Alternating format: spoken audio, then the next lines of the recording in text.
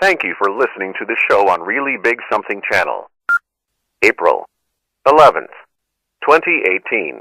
The Kuhner Report is powered by Kelly Financial Services. Cleaning up your financial bull. Get the peace of mind that you deserve at Kelly Financial Services.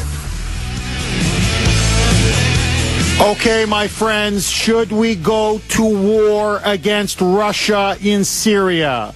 Very dramatic developments over the last 12 hours. We'll be discussing this also in the second hour. You do not want to miss it.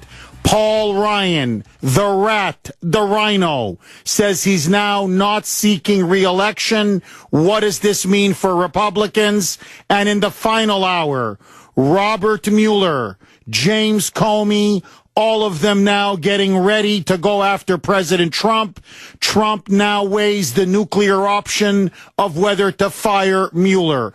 Jam-packed show for you today. But first, my friends, without question, the drums of war are now beating louder and louder and louder. And in the wake of the chemical weapons attack over the weekend, in the town of Douma, held by the Muslim rebels outside of the capital of Syria, Damascus, it now appears almost inevitable that our forces are going to be launched in a war in Syria. The question now is no longer will we be attacking Syria, but when and how heavy and how big will be the attack. President Trump yesterday tweeted this out. Quote, "Get ready, Russia, the missiles are coming." In a stunning tweet, President Trump essentially told Vladimir Putin, we're going to bomb Syria and there's nothing you can do about it. Quote, here is what the president tweeted. Russia vows to shoot down any and all missiles fired at Syria. Get ready, Russia, because they will be coming nice and new and smart. You shouldn't be partners with a gas-killing animal who kills his people and enjoys it. So, in other words, the president now has put his entire credibility on the line, saying that there will be a tremendous price to pay for the gas attack that at least he, General Mattis, National Security Advisor John Bolton, the Pentagon, and our Joint Chiefs, they say is that Assad is responsible for doing. What is interesting is that as we are now moving our carrier, one of our missile destroyer carriers, right off of the coast of Syria, already in position, as now we are leading a coalition of fighter jets coming in across Iraq. Airspace over Syria, civilian airspace, has now been completely cleared, getting ready, obviously, for a massive bombing campaign. The British air base in Cyprus is now buzzing with their fighter jets. The Brits, the French, have now told President Trump they are ready to stand with us in a massive bombing campaign, which appears, at least what Mattis and Bolton want, is to utterly cripple Syria's air force, destroy it, and essentially degrade Assad's military capability to wage war in anywhere in that country. The problem, however, is Theresa May, the Prime Minister of Britain, has actually admitted she's not yet 100% convinced that Assad is responsible for the chemical weapons attack. The French are admitting that they are not 100% convinced that Assad was responsible for the chemical weapons attack. The only people that seem to be 100% certain is the CIA and the Pentagon, who have told the president 100% guaranteed, we have 100% proof Assad was behind it. And so taking the advice of his intelligence agencies, taking the advice of his military generals, egged on by John Bolton to punish Assad and teach Vladimir Putin the mother of all lessons, Trump now seems to be getting us ready for at least a major air and missile attack in Syria, if not maybe even a larger war. Now, A couple of points need to be said, and then I want to throw it open to you. 617-266-6868 is the number. Number one, why this rush to war? Why not allow investigators, let's say from the United Nations or whatever, an inspection team to go into the town of Duma, analyze the chlorine gas, see which side fired it? Why this absolute rush to war within the next, we assume, the next 24, 48 to 72 hours? That's point number one. Point number two, and I said it before and I'm going to say it again. I do not believe our own intelligence services. I don't believe them. I don't believe the CIA. I don't believe the Pentagon. I don't believe our military chiefs, and I'll tell you why. It is, to me, beyond a coincidence, and I want you to think about the irony of this, that just last week, the President of the United States, by the way, to thunderous approval from his base, Trump said he was going to pull all 2,000 U.S. troops out of Syria. The general said no. The chairman of the Joint Chiefs said no. General Mattis said no. Saudi Arabia said no. Israel said no. The regional powers said no. And now all of a sudden, Shazam, there happens to be a chemical weapons attack? When Assad is on the verge of winning the war, he's already won 90% of Syria's territory. The last major rebel stronghold in eastern Ghouta fell.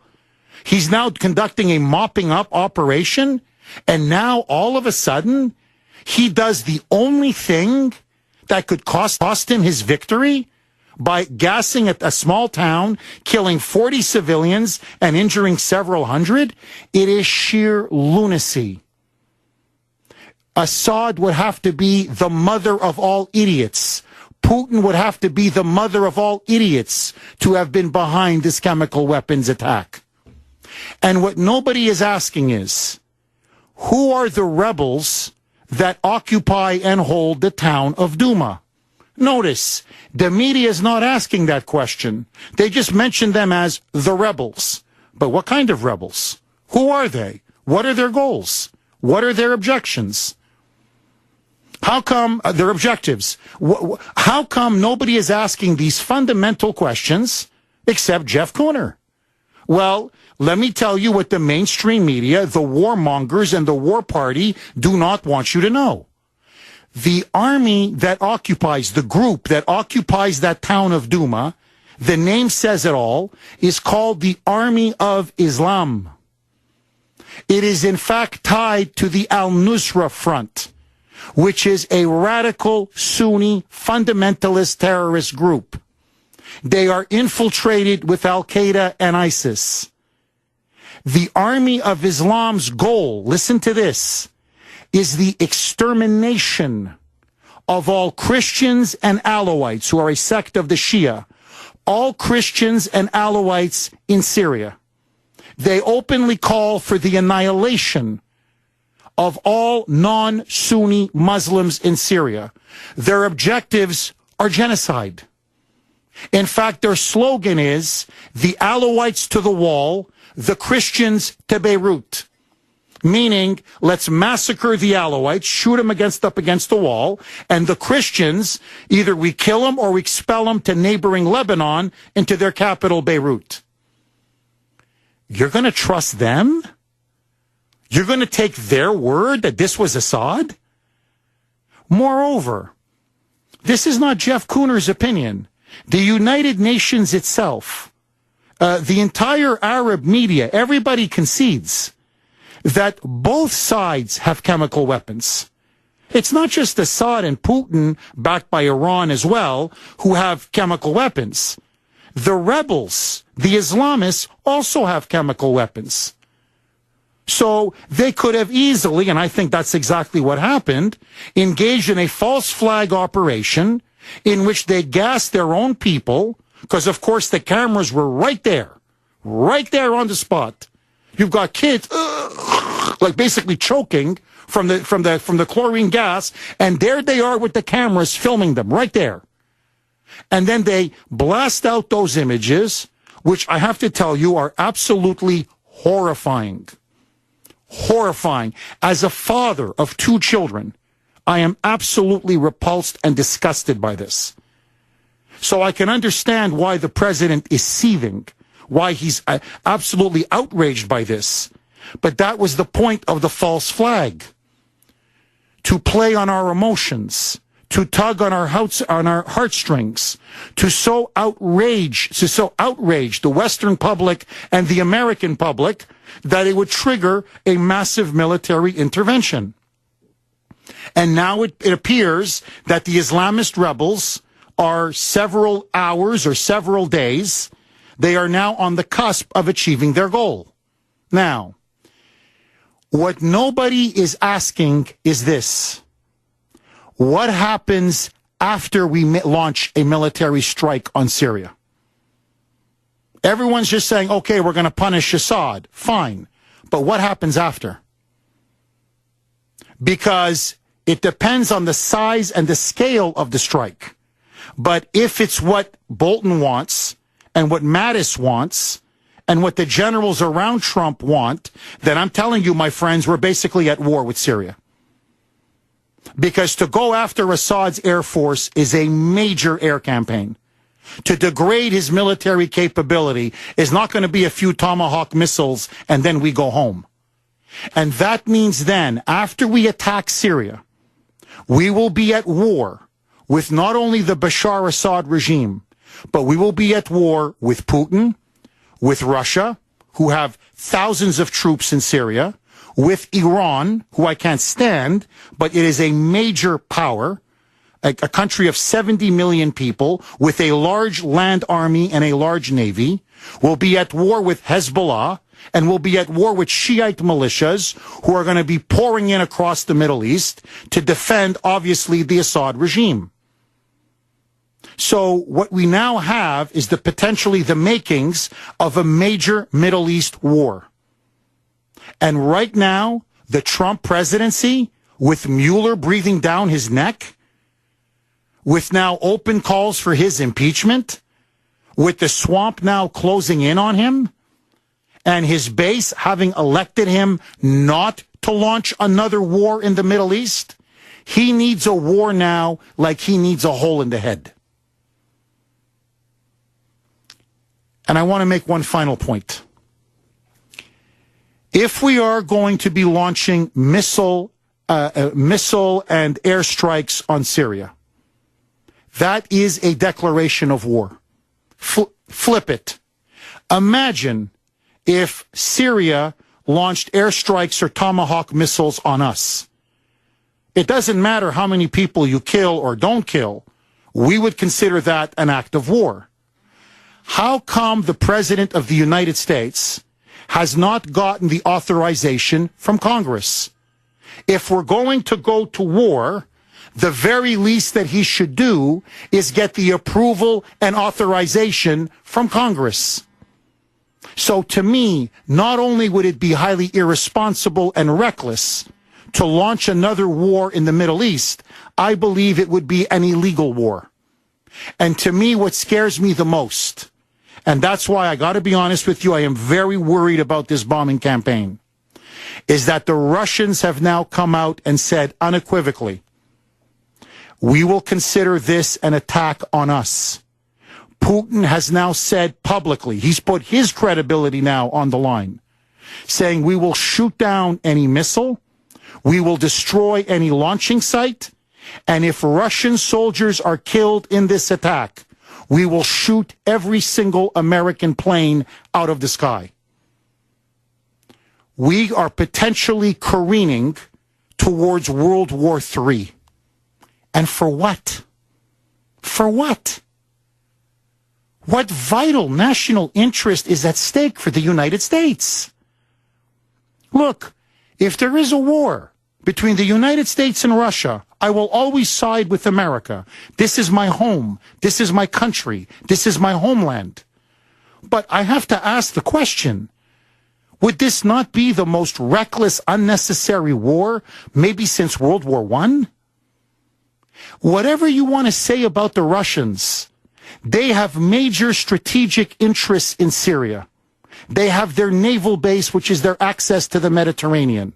They have their own Islamist problem, which is why they cannot allow Assad to fall. No Russian leader could ever allow Muslim fundamentalists to seize power in Syria. It's not just Putin's policy, it would be that of any Russian leader. So the Russians are going to be fighting for something tangible. What are we fighting for? This is arrogance and folly at its absolute highest. And I am warning the president, Mr. President, I hope it's a few pinprick airstrikes and that's it. Because if it's a deeper, longer engagement, the American people will turn on you. And more importantly, the very media people now that are cheering you on will cut you loose the moment the Russians start firing back. Should we bomb Syria? I say no. What do you say? All of your calls. Next. 12:25 here on the Great WRKO. Okay. Trump now makes it official. He's now essentially telling the world, and especially Russian President Vladimir Putin, get ready because the American missiles are going to start flying. In a tweet early this morning, quote, here's what the president said. Russia vows to shoot down any and all missiles fired at Syria. Get ready, Russia, because they will be coming nice and new and smart, in quotation marks. You shouldn't be partners with a gas-killing animal, i.e. Assad, who kills his people and enjoys it. So essentially now, the United States and Russia are on the verge of coming to blows in Syria. Will this lead to a major war in the Middle East? God forbid. Will it lead to a potential World War III? Should we bomb Syria or should we stay out? 617-266-6868. Lines are loaded. Joanne in Norwood, you're up first. Thanks for holding, Joanne, and welcome. Hey, thank you, Jeff. I think this is all CIA, like what's Benghazi. My daughter had been in the military for 10 years. She's out for a year. Black Hawk pilot. On the border of Iran, Afghanistan, they were attacked with chemical weapons, okay? And she has to live with that, okay? I don't care about any of those people in the Mideast. I don't give a darn. They can all kill each other. They're all a bunch of rats. And this will be Trump's fall from grace. I think he could survive everything else. He does this, he's done. Joanne, what if it's like he did in April of last year? He launches, 60 Tomahawk missiles. He hits one airbase in and out. Do you think he can survive that, or are you talking more like a Vietnam? Stay out, because that's what he's doing. Okay, we're in another Vietnam. That's what. If he does this, okay, this guy is done. Joanne, thank you very much, and thank you for your service to your country, and please give my best to your daughter. Okay, thank you, Jeff. Thank you, Joanne. God bless you. It's tough to be the parent of a service member. And look, that's my point. It's the hypocrisy of it all.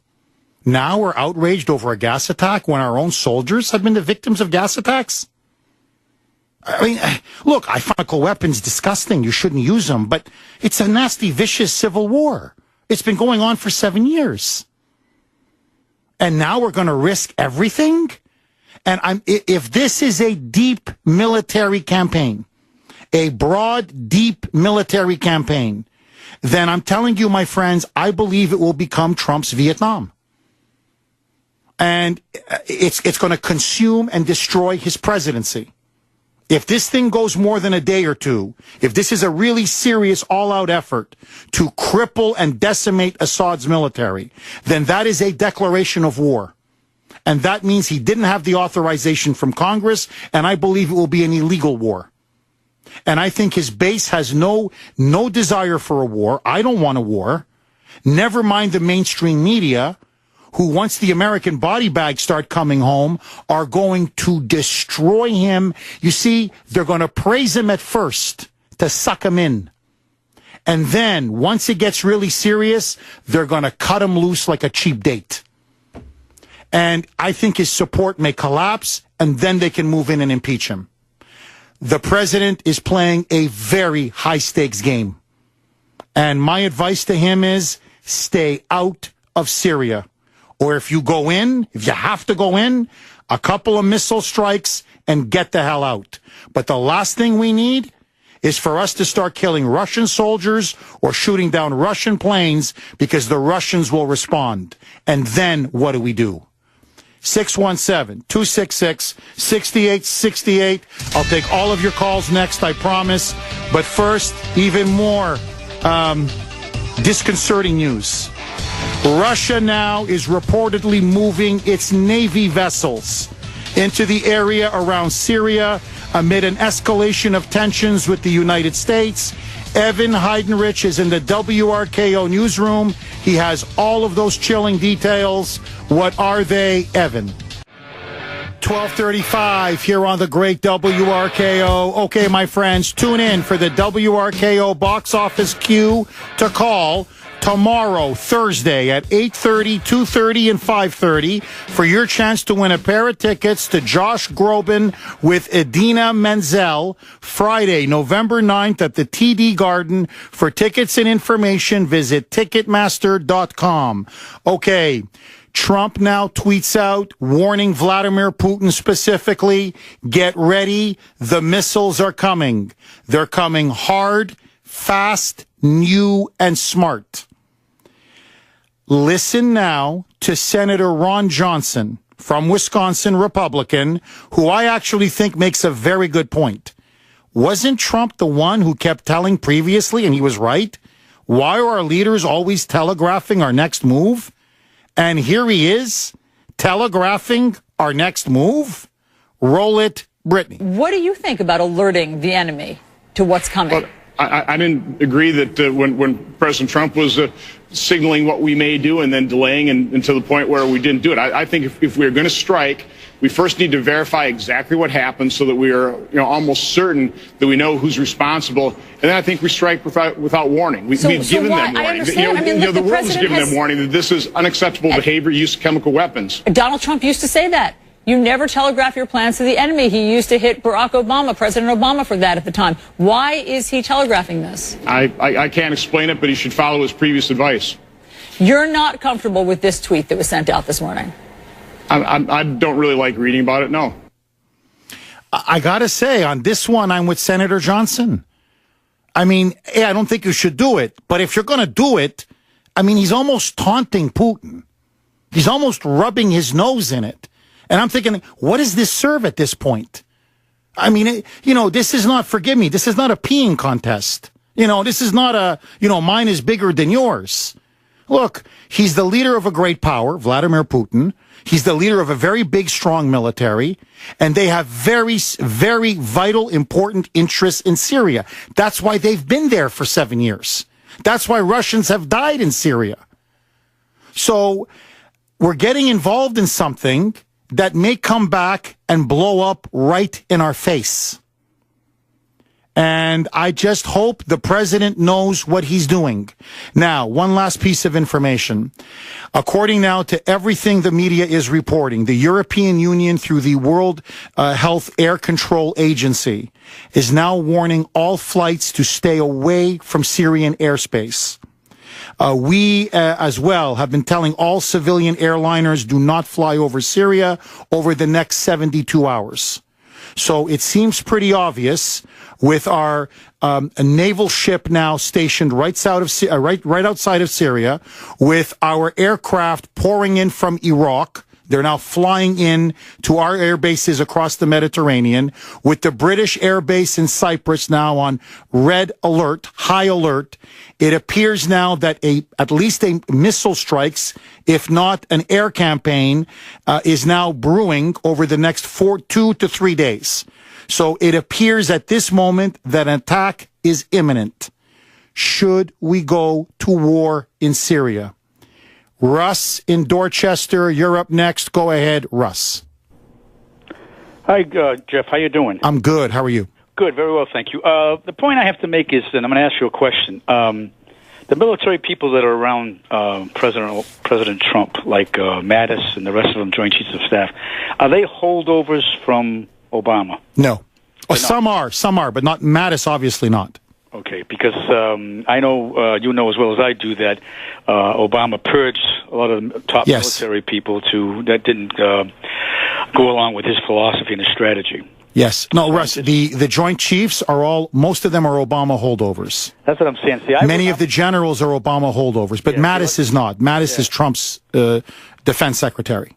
I'm with you as far as I wouldn't trust them as far as I could throw them, because they would like nothing more to get Trump into a war, and like you said, and they're going to turn on him and say, he got us, all these boys are dying, and he should have had the information. Because I don't even, like you, I don't believe that Assad would risk, gassing his people when he's so close to, victory. It just doesn't make any sense. Well, Russ, let me ask you, okay? Mm-hmm. You've been involved now. You're the president of a country. You're involved in a 7-year civil war, hundreds of thousands dead, millions of refugees. You came, at some moments, they were on the outskirts of your capital. You were days away from being hung on the street like Saddam Hussein. Okay, almost hung from a lamppost. Mm-hmm. Now, over the last couple of years, you have basically defeated your enemy. You control 90% of your country. The last major rebel stronghold is now gone. You have a few pockets of resistance left. Your own generals and Putin are telling you, Russ, 2 to 3 weeks, this thing is over. Listen, the president of the United States just announced he's going to pull all the U.S. troops out of Syria. So we've got nobody stopping us now. Would you then say, aha, now's the time for me to launch a chlorine gas attack and get the whole world on my back, have the UN condemning me, and I'll have the Americans bombing me within 48 to 72 hours? I mean, as a rational man, would you do that? Of course not. Anybody with common sense and half a brain would figure that out and say, like you said, he has nothing to gain, everything to lose. Russ, thank you very much for that call. Okay, thank you very much. Well said. Look, and think about it. Who are the beneficiaries of these gas attacks, these alleged gas attacks? Right? I don't want to revisit the one in Salisbury, the one in England. But now it's coming out. They're not sure. It's the nerve agent was called Novichok. Now there's no evidence now that it was Novichok. They first said, it was Novichok 100%. It was Russian-made. It was Soviet-made in the 70s and 80s. Now British scientists are saying, well, no, it can't be Novichok. Well, why? Because allegedly the attack in England, they put it on the door handle of that double agent spy, Sergei Skripal. Well, if it was put on his door handle, he then touched it. Then he went to a restaurant. He and his daughter ate at the restaurant. And then only later they had the symptoms and they collapsed on the bench. The scientists are saying if it's Novichok, they would have been dead on the spot. Not only would they have been dead on the spot, had they eaten at a restaurant, everybody in the restaurant would have been dead. So they go, it can't be Novichok. So now they're not even sure the Russians were behind the so-called gas attack in Salisbury, in the town of England. So who benefits from the attack in Salisbury? The war party. Who benefits from the gas attack in Syria? The war party. I'm starting to smell a rat. And the very same CIA, John Brennan's CIA, that was colluding against Trump to spy on him, the very CIA that's been leaking against him, the very CIA that's part of the deep state that wants to bring him down, is the same CIA that's telling him it's a slam dunk, Mr. President. Look at our classified information. Our sources in Syria are saying it was definitely Assad. Mr. President, take this one to the bank. Our people are telling you, go for it. I wouldn't trust the CIA. Would you? Andy in Nebraska, you're up next. Go ahead, Andy. Hey, Jeff, how are you? I'm good. How are you, Andy? Nervous about World War III, but other than that, I'm good. So since all of a sudden our political class gives a damn about, atrocities, where were they when Christian villages like Kasab were absolutely massacred in Syria? Where are they on the fact that the so-called moderate rebels feed the flesh of dead children to their mothers? Where are they on all this? The fact they gas their own people, that's just the first point. Second on Salisbury, it gets much worse. And so the Foreign Office claimed they had this bombshell proof that it was all Russia. They deleted the tweet, for God's sake. Unbelievable. I know it.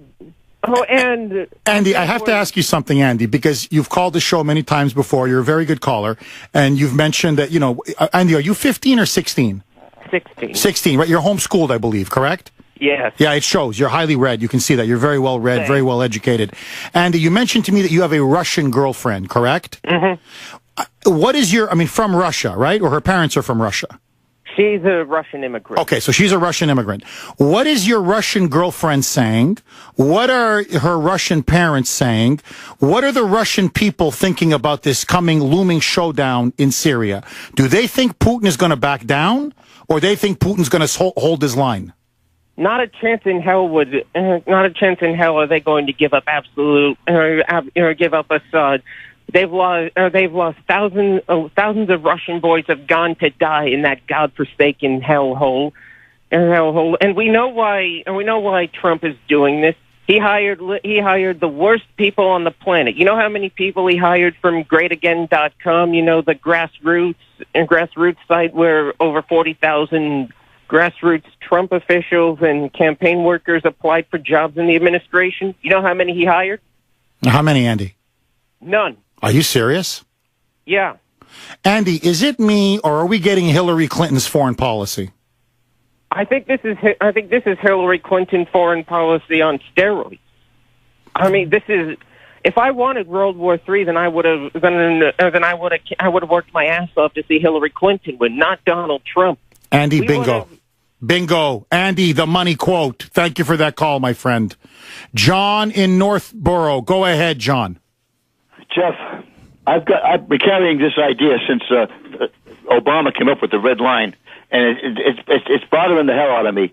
It's an idea that I saw on Waleed Shoebat. I was introduced to Waleed Shoebat by hearing him on your show, and I've been going to the library. I had access to a computer, and around the time of the red line, when about 1,200 people died of the chemicals, I got on he showed videos of Saudi Arabia, the chief of intelligence of Saudi Arabia, and his name is Prince Bandar bin Sultan Al Saud. He's of the Saud family, one of the richest, fourth or fifth richest man in the world. He was the ambassador to the United States during the Bush administration, a well-known in Washington circles. He was on the ground. His job was chief of intelligence of Saudi Arabia. He was giving the chemical weapons to a rebel group in Ghouta. And during that video, he showed an interview with the father of one of the rebel young men who were killed by the chemicals. And the father said this: the chief of intelligence of Saudi Arabia is bringing in the chemical weapons, and they showed a little artillery piece firing the chemical weapons. The chemical weapons had a robin's egg blue color. They were round, and the top part was translucent. Robin's egg blue is the color of the chemical of the. John, I don't want to get sidetracked in all the details. Obviously, you're very knowledgeable about this. I have been reading that the Saudis have been sending the rebels not just money and weapons, but also chemical weapons as well. Are you saying, John, that you believe the Saudis are instigating this so they keep us in Syria and we do their dirty work for them? The Saudis want to take Syria and Bashar al-Assad down for their own reasons. They were in Saudi Arabia with the rebels in Ghouta, giving them the chemical weapons. Now, move ahead to when Trump became president and he did the mother of all bombs because supposedly Syria was coming up with chemical weapons again. Well, what was happening? The rebels, where the bombing took place, the rebels had a stronghold underneath a mountain. And they actually manufacture weapons. This is the rebels. They manufacture weapons in this great big area under a mountain, and they have stockpiles of chemical weapons. Bingo. There. Bingo. John, thank you for that call. That's the point I've been making. Everyone keeps acting like Assad is the only one who has chemical weapons. No. The rebels have chemical weapons. The Saudis have also been sending them chemical weapons. Saudi Arabia wants Assad out. They're backing the Sunni Islamist rebels. You know, the ones that say the Alawites to the wall, the Christians to Beirut. So these groups that are calling for the annihilation of all non-Sunni Muslims in Syria, those are the ones being backed by Saudi Arabia. So the Saudis now see Assad on the verge of winning, and they say to themselves, how do we get the great Satan to bail our people out? We do chemical weapons attack, and then we show video to the whole world, and the world say we cannot do this. It's a war crime. And boom, that's how they get the Americans and sucker us in. Let me tell you what the world is not telling you, or at least what the global media is not telling you. Chemical weapons attacks are war crimes, no question about it. But so are blockades aimed at starving entire populations. Okay, a blockade, a complete blockade, a naval, air, land blockade is a massive war crime. It is illegal. That is what Saudi Arabia is now doing in Yemen. They're waging a war in Yemen. And they have literally blockaded the entire country. And now that country is on the verge of mass starvation. So if we're so upset about war crimes, how come we're picking and choosing, Bashar Assad? No, you can't gas your own people. But Saudi Arabia, you can starve millions and millions of Shia Muslims who are against the Sunni elites that were governing Yemen on behalf of Saudi Arabia. The Saudis can starve millions of Yemenis. No problem. But you kill 40 so-called children in a Syrian city, and all of a sudden, it's World War III. My friends, we're being used, we're being played, we're being manipulated. This is the Gulf of Tonkin, Vietnam, all over again. I say, give peace a chance. WRKO. 12:55 here on the great WRKO. Jeff Kuhner, Boston's bulldozer, cleaning up the liberal bull. The question before the House, to bomb or not to bomb? Tony in Gloucester, you're up next. Go ahead, Tony. Jeff, I love you, but I disagree with you about Assad. Go ahead. Why? Go ahead. Here's the problem. They're Muslims. They don't think like you and I. What we find is logical, they would find illogical. If you read the Quran, as a Catholic, when I read the Quran, I say to myself, how can these people believe this? Because there's so many contradictions. Assad, I would have no problem with Assad saying, I've almost got him beaten. I'm going to throw chemicals at him, and that will show them if they ever start this again, that I'm going to do chemicals. They just don't think. Another example, years ago, I read a book about someone who was taken by the Russians before they sent him to the Gulag, and every day they were beating him up. And, finally he said to them, what do you want? What do you want? And they just said, nothing, and kept on beating him, okay? There's different mentalities and different cultures, and I don't put this past the Muslims. They just don't think the way you and I do. Tony, let's just say for the sake of argument, just to concede, okay, you're right. He's a deranged, twisted, Shia Muslim, Assad is, and he did gas his own people. Right. Do you still think it's our business to get involved, knowing all the risks, especially with the Russians there? Is Syria worth a potential war with Russia? Well, we were talking about this morning, me and my friends, and I think this is just all huff and puff. Putin was worried that, because Trump isn't strong, he comes out strong, and so he figured he was going to come out strong. I don't think anything is going to happen. I think it's going to end up they're going to end up talking, but I think that they both had to come out with this strong message because, face facts, Putin's not going to go to war over Syria with us, and we're not going to go to war with Russia over Syria. So I don't think it's going to happen. I think calmer heads are going to prevail, but I just think it's Interesting. Tony, so you're saying either nothing's going to happen or whatever. A few missiles will be, they'll fire a few Tomahawk missiles. Trump will make his point. Putin will act tough, and this will all just blow over. Yeah, because you know why? because Trump and Putin are much more rational heads. As you always say it, Russia is, a Christian country when it gets down to it.